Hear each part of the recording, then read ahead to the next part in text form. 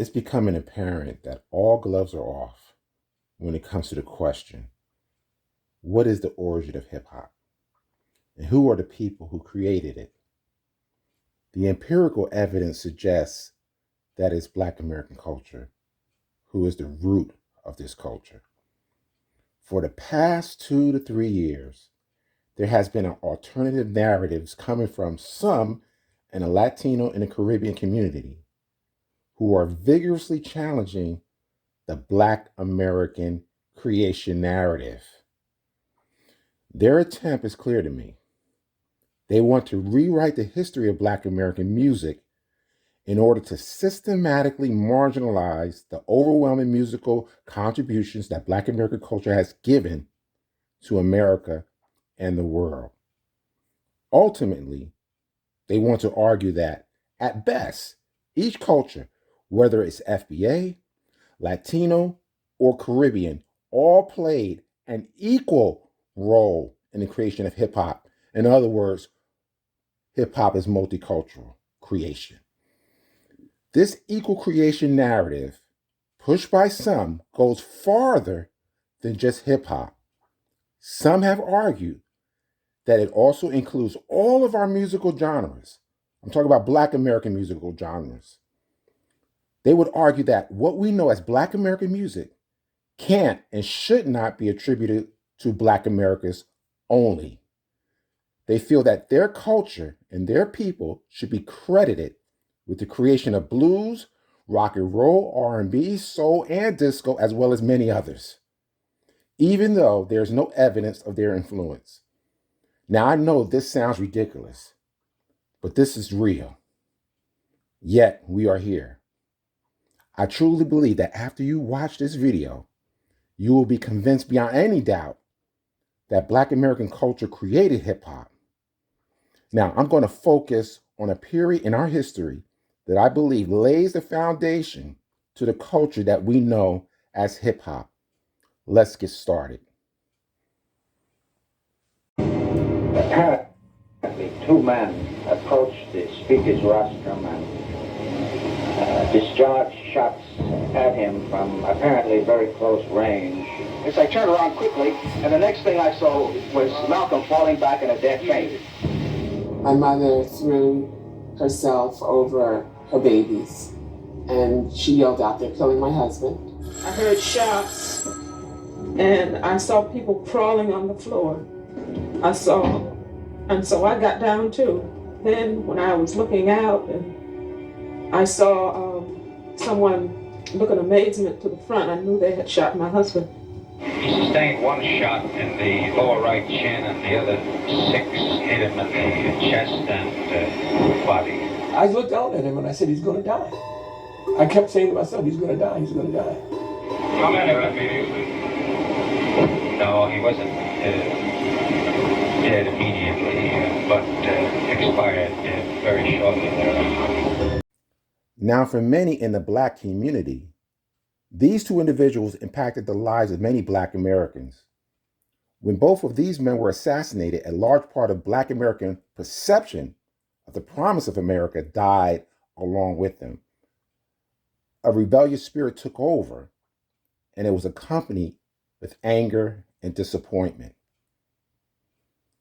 We will also see how James Brown's actions and influence helped shape the culture that we call hip hop. Now, after King's assassination, many cities went up in flames. One city that did not go up in flames was Boston. In light of the possible danger for Boston residents, a previously scheduled James Brown concert was on the verge of being canceled. The city ultimately decided not to cancel due to the fact that a cancellation might add fuel to an already angry Black community. The city also believed that James Brown concert would act as a distraction for our already agitated community. I want to say this. Now, in the city, I know the mayor asked people to stay home and stay off the street because for the safety of the city. Everybody was tense But Mr. Brown had a tough crew, and they were going to do their job. But I mean, you were human, and you didn't know what was going to go on. Wait a minute. Move up. I'll be all right. I'll be fine. I'll be all right. He knew what could happen. He knew that a riot could erupt, you know, and he didn't want that to happen any more than I did or anybody else, you know. I'm all right. Hey, look, I'm all right. The young people were getting so excited. Some of them started rushing to the stage. The police were ready. No doubt they was probably a little afraid too. And Mr. Brown immediately took over. Wait! Wait a minute. They're all right. That's all right. It's all right. It's all right. I really thought that it was going to be escalated into something different. I really did. Wait a minute. Now, we got to show them who young men and young ladies. Wait a minute.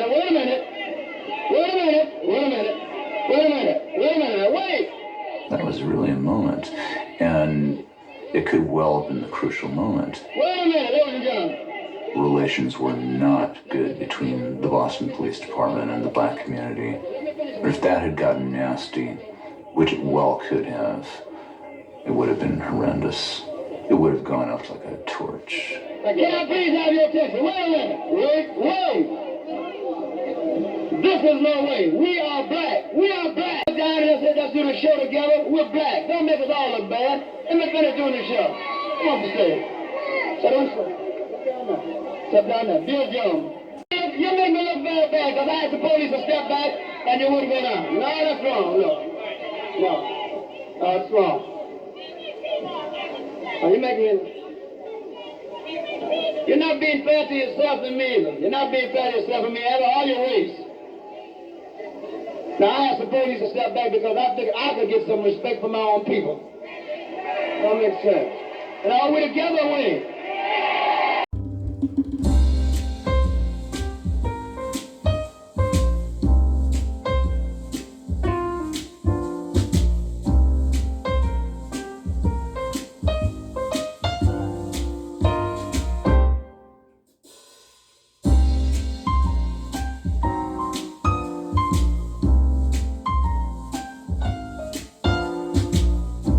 You heard what we did in Boston very quick. In a split second, James was gone to D.C. And he was hurt. He was actually hurt to see the people tearing up their own neighborhood, just ruining things and actually damaging themselves because they were the ones who got hurt mostly. And this bothered him. Education is the answer. Know what you're talking about. Be qualified. Be ready. Then you don't have a problem. Be ready. Know what you're doing. You know, in Augusta, Georgia, I used to shine shoes on the steps of a radio station, WRDW. But today, I own that radio station. You know what that is? That's black power. And there was some black-on-black crime going on. And he sat there, he said, Mr. Bobby, we're having trouble with the Black Panthers. They don't want to believe we're real. And look at this. He says, why don't black people love each other? Why can't black people respect each other? Why can't we have pride?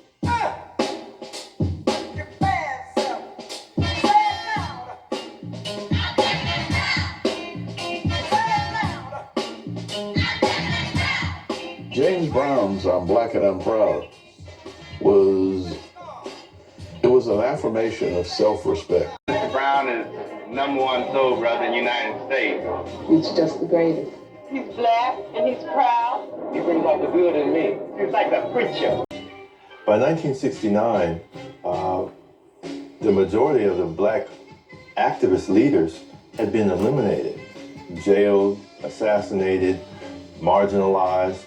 One of the few spokespersons for the black community was James Brown. When you see him on the Mike Douglas show as a guest host, you realize that James Brown is one of the few authentic black representatives that were given some national exposure at that time. For a long time, I haven't been a man. And I still don't have the classification as a man. He's saying he's a man, he's a colored man. He's a Negro man. Why can't he be a man? Do you call yourself a man knowing that I pay taxes same as you, stay right here and use my sweat and blood to help build this country, and I got to be a second or third class citizen? Do you call it a man? Everybody over there, get on up. Everybody right there, get into it. Everybody right there, get involved. Everybody. So far, so far, so far, so far, so far, so far, so far, so far. Spade power. What with a spade power? Spade power. What with a spade power? Spade power. What with a spade power? And that's the connection. American hip-hop would not be possible without the culture that existed in gang culture, specifically the black space. Right. So they laid that groundwork, that energy. But we were this community had the punk kind of thing at that time. We were kind of basically an offshoot of the Spades. Once the Spades died out, most of us were original. I'm talking about from the 70s. But we're Baby Spades and Young Spades. Right. And as the Spades died out and transitioned out, you know, late 70s, like 76, all right? You know, those of us who were Baby Spades were moving more towards the Zulu Kings and what became the Zulu Nation. I mean, the organization was in existence before that. The Spades, the organization, everything kind of overlapped. You know what I mean? They're coexisting. Okay. You know what I mean? So that's the 73 part and all that kind of stuff. And Bam was able to espouse his message of peace and unity. That did take place eventually, maybe around the 80s somewhere, more in that direction. And particularly as it expanded, because it expanded to include other people outside of our neighborhood, other races, other people outside of our neighborhood. As he traveled, right, and that's down in the village. That's when that whole graffiti thing comes in. Graffiti wasn't what they call hip-hop culture. Right. You know what I mean? Because we weren't even calling it hip-hop. I told you, as I told you in another interview. It was called Black American culture. You know what they call hip-hop culture. Right. You know what I mean? Because we weren't even calling it hip-hop. I told you, as I told you in another interview, that term hip-hop, it was a derisive term originally. And it really referred to us as B-boys because of the way we danced and, we're wearing sneakers and, clubs don't like that shit. Right. You know what I mean? The black people wanted to feel they mature, and even teenagers wanted to feel they were more adult, more mature. Right. They kind of looked down on us. They looked down on us as thugs, and they called us hippity hoppers and boing-yoings and floor sweepers. They had negative terms for us. They didn't like what we were doing. Breakdancing is part of the phenomenon known as hip-hop culture. It began in the 70s in New York as an expression of being young. And this is one person who's been there since the beginning. First of all, breakdance is pretty much a commercial term. The actual term is b-boy or b-girling, depending upon the gender. The dance itself is an immediate extension from the good foot, which James Brown was doing. And what happened was, brothers in the Bronx started taking it down to the floor, like real quick movements, and then it was called the boing-yoing. And that term came about by Kool Herc, who is one of the founding fathers. He is the founding father of hip-hop. So here you have Crazy Legs admitting that James Brown is the influence. And I used to ride bicycle by stadium sometime, and I left Jamaica in '67 and came here. My mother was, learning about nursing. So she used to bring Smokey Robinson records, some Motown records down, plus my father bringing records from the Wharf. And that's your next foundation. That's foundation. So when I left from Jamaica, I came up here with a heavy accent. That's why I'm going back. I still got mine. I don't lose it. But I come here and I try to apply reggae music to the American kids, and the heavy accent and the record, I couldn't understand it. Then Bob Marley, the Wailers came along and emphasized more on his vocabulary and the words, and people start pick up on it. So when I know when Eric Clapton made I Shot the Sheriff, I know that was a reggae record. So right there now I use a lot of James Brown, a lot of, bass line in it, because James Brown is like a preacher to me. James Brown is another link. James Brown is another link. Yes, I use his music and a few other, white groups like, Rare Earth, a record called Get Ready, and then the Isaac Brothers, a record called Get Into Something, and then some other records that I pick out because I don't play the stuff that the radio play. I play stuff that it should be playing.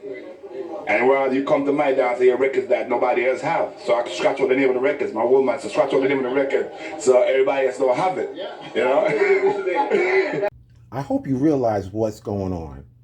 It's clear from listening to Kool Herc, listening to Crazy Legs, and others, there's a clear indication that James Brown is the linchpin to hip-hop culture. James Brown is African American. The culture of hip-hop in its origins, in its foundation, is Black American culture. That's undisputable. Now, I'm going to also play for you a interview that Kool Herc did, where he talked about his humble beginnings in America, where he was African Americanized. Okay, and he's going to talk about a particular so-called b-boy anthem. It's Just Begun, and he was first introduced to that particular anthem by John Brown, a Black American. Now, this is what I'm talking about. The culture comes from us. Anyone that argues against that is just being ridiculous. Other than like the weather and the environment, what about the culture? How hard was it for you to get into the culture? It was, well, I could say one thing. It wasn't fashionable being a Jamaican at one point, was it? Right. And I never had my culture. Really, I never did. Well, I was getting Americanized, though. I stopped saying, yeah, man, yeah, man. I remember when I first came, 118, it was like, everybody come up, yo, man, come up there, man. What you say? Oh, you know, you're Jamaican. Oh, I'm Jamaican. Yeah, I'm Jamaican. And you talking about the Puerto Ricans? Yeah, it was coming around to think I was Puerto Rican because I was, high yellow and coming to tan and my hair was red. Right. On top of my head, man, it was red. Were you like, who are these people now? Yeah, it was so, me and this guy, Miguel, got into it. Going back home, I played soccer. I could kick. And kick the shit out of him? Yeah, listen, y'all kicked me. I said, oh, you want to play that? No problem. Whoop, whoop. Gave it to him good, and they supposed to wait for me after school. But some 5% of brothers was that came to my rescue. Word? Yeah. Arnie Simmons and Charles Goodrich came to my rescue and would see after 3 o'clock when the word got out. They wouldn't see me after 3 o'clock. I was left alone. So you learned the hard way in terms of how to move with cats, how to team up with cats. I was talking so good at Jamaican to believe I was Jamaican. Right. Now tell us a story about like when you used to dress. And this girl used to make fun of your... I remember about that one. Yeah, about your shoes, man. Oh, yeah, I got the full dose of some roach killers. Some cowboy boots, right? I'm coming looking I'm always, fancy the Western pictures and all that. So first thing I see, shoe, pointed toes, no problem with me. That's a little James Brown thing on it. Right. And it's some boots. Oh, she gave me the riot act, man. Oh, look at it. Roach killers, roach. Okay, no problem. Did that bother you, man, or was you just I took it. Right. I took it. Hey, listen, I took it. It takes a lot, man, to come to and also, the little with the hat with a flip up. You call it the Fritz hat, the German hats. You call it alien hats. What's the alien hats? The Hicks hat. Like a pilot's hat. Okay, yeah. You didn't have a pleather one though, did you? I had the big corduroy jacket or the wide corduroy, wasn't a slim one, so I learned.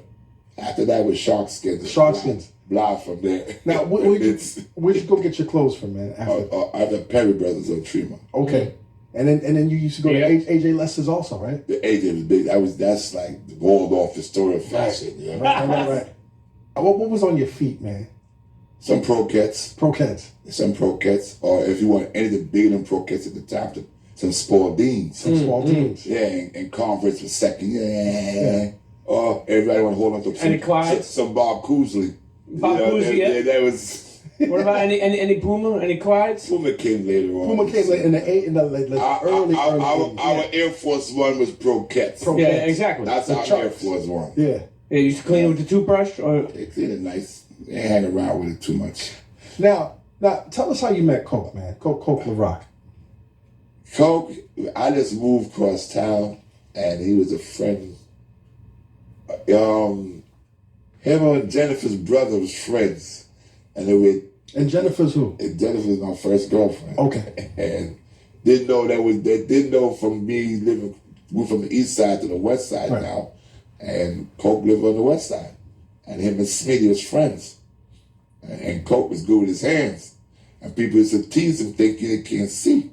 You know, so that's why they call him Coke for the glasses. Right. And Jennifer used to like to see him knock people out. Because he was nice. Yeah. And when did you discover that? Because Coke LaRock is officially the first hip hop MC. Yeah. The first hip hop MC. Yeah. And he started MCing at your party. Yeah. How did in between the records? How did you decide that he was going to be? Because you used to watch. No, it wasn't even the side. Coke was my people, my man. And it's like to say, like, Alfred, put that Alfred in the back cave. Alfred know the back cave. Right. Alfred could drive the Batmobile. You were Batman and he was Alfred. He could drive the Batmobile. Right. You know what I'm saying? Batman is Alfred. Alfred is Batman. Right. This is the team and shit. You know what I'm saying? So, my friend.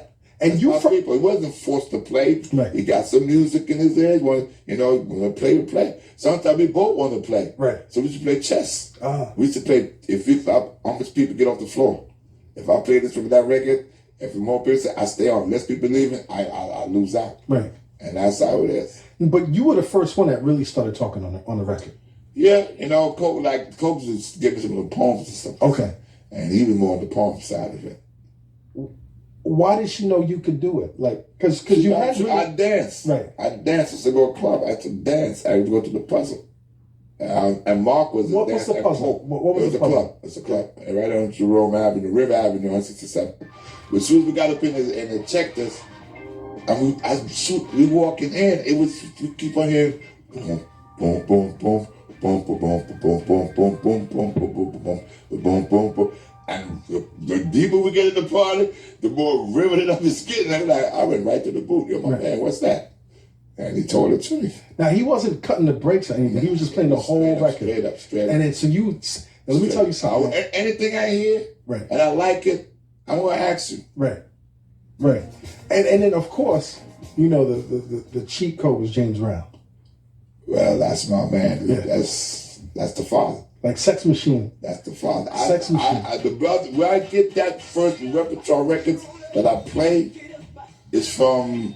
I heard Sex Machine when it was a place called Rat Hole over on 3rd Avenue. Yeah. Was that a nice place to go, man? You call your club the Rat Hole. Yeah, I don't know how many people are in there. Yeah. And then from the tunnel over 161st Street, right. He used to go to school with me. Alfred, his name was John Brown. And this is where, just begun... Jimmy Castor. Jimmy Castor. So did you make that? Did you discover that? I played more. I played on more of it. Right. From a lineup from John Brown. Oh, that's a great record. And I used to play this one, if you want to get into something, and a few other ones. And that was at the tunnel. Now, as if we needed more evidence to support the fact that it was Black American culture that was the dominant culture of the 70s, not only in New York, but in all cities around the country. It was the other minorities, the other immigrant groups that moved into our communities. They're the ones who had to assimilate to what we were doing.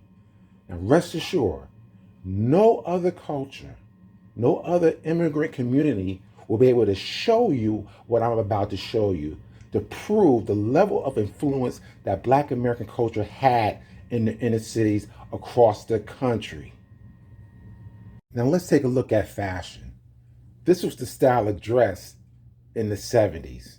Now, I'm not sure whether or not we influenced Black exploitation or did Black exploitation influence the Black community. Nevertheless, it was us. Just like the Latinos did with hip hop, they also did this with the fashion. Look at them cosplaying Black American culture. This is a picture of Hector Lavoe and Willie Colon. We are definitely going to take a ride down memory lane. We're going to talk about some print media that was out during the 70s. We have Ebony and Jet, the voice of Black America.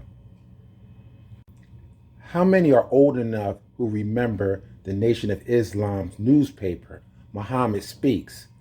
This was their name before it became the Final Call.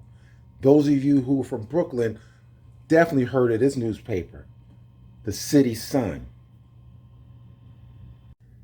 And we sure can't forget about the Amsterdam News. All of these newspapers was the voice of Black America in New York City. Now, let me just show you just how influential Black Americans were in the 70s. And I might add, we still are. But this is from the Jet magazine, November 21st, 1973. I decided to use 1973 for obvious reasons. But look at the number one song, Love Train. Could It Be I'm Falling in Love? And if you look down the list, you see all these great songs of the 1970s. Now, let's look at Billboard. Look at that on the right. Also in 1973. Now, it says top rock and roll hits. You have number one, Crocodile Rock. Number two, by a African American, Let's Get It On. Number three, by African American, Midnight Train of Georgia. And you keep going down the list. Let me see where we go here. You have Love Train by the OJs. So out of the top 10, at least three are African American. There are no Latino songs, no Jamaican songs.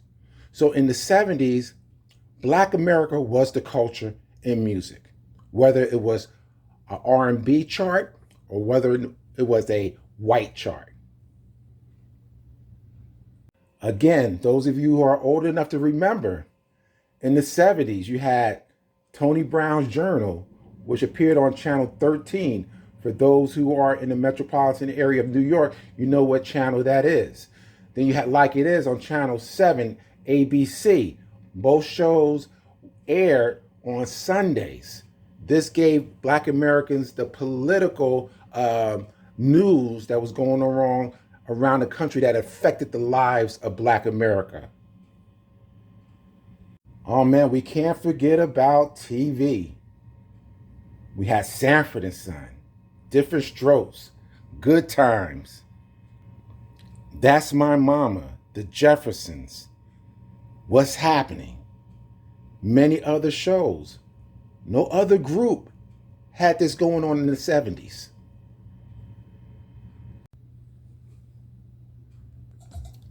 Now let's not forget the hippest trip in America.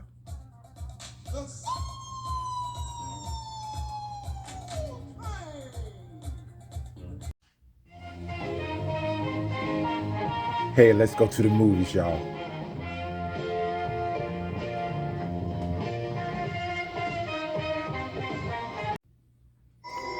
In the 70s, there was only two kind of movies you would want to see.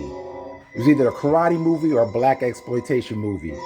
We can't forget about Five Fingers of Death, the first karate movie that came out in the United States. And of course, we can't forget about Bruce Lee, Fist of Fury, Chinese Connection, Enter the Dragon, Return of the Dragon. Yes, sir. We can't forget about our brothers in karate, Ron Van Cleef and Jim Kelly. This is one of my favorite soundtracks of all time, Bobby Womack and Across 110th Street. And we can't forget the Mac. Now, it wasn't always about shooting them up and doping. We also had some fun at the theater with movies like Let's Do It Again and Uptown Saturday Night. Also, there was time for some horror with Blackula, the Bloodsucker. And we can't forget the most beautiful woman in black exploitation, Miss Pam Grier.